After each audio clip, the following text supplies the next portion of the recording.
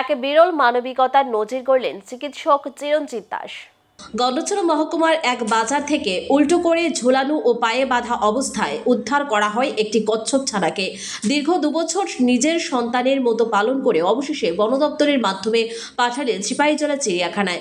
ঘটনাটি ঘটে প্রায় 2 বছর আগে। ভগীরথ পাড়া থেকে চিকিৎসা শিবির শেষে ফেরার পথে হাতির মাথা বাজারে এক জুমিয়াকে শাক সবজির পাশে উল্টো ঝোলানো এক কচ্ছপ ছানাকে বিক্রি করতে দেখে থমকে যান গন্ডছড়া মহকুমা হাসপাতালের চিকিৎসক চিরঞ্জিত দাস।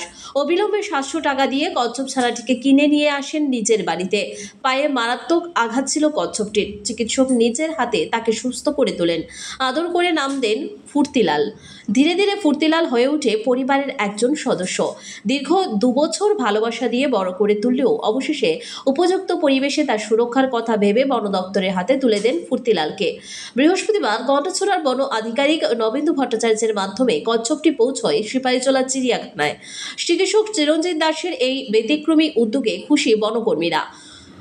একজন দায়িত্বশীল নাগরিক হিসেবে তার ভূমিকা নিঃসন্দেহে প্রশংসনীয়। আমাদের গোমতী ওয়াইল্ড লাইফ সেঞ্চুরির ওয়াইল্ড লাইফ ওয়ার্ডেন স্যারের কাছে আজকে গন্ডাছড়া হসপিটালের ডক্টর শ্রী চিরঞ্জিত দাস ওনার মারফতে খবর আসে ওনার কাছে একটি কচ্ছপ আছে, ওইটা উনি আমাদের হাতে তুলে দেবেন।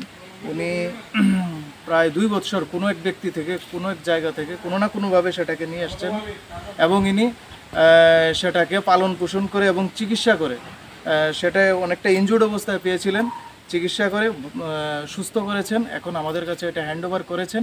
আমরা সিপাহীজলাতে নিয়ে এসেছি, এসে এটা সিপাহীজলা জোর কর্তৃপক্ষের কাছে আমরা হ্যান্ডওভার করব।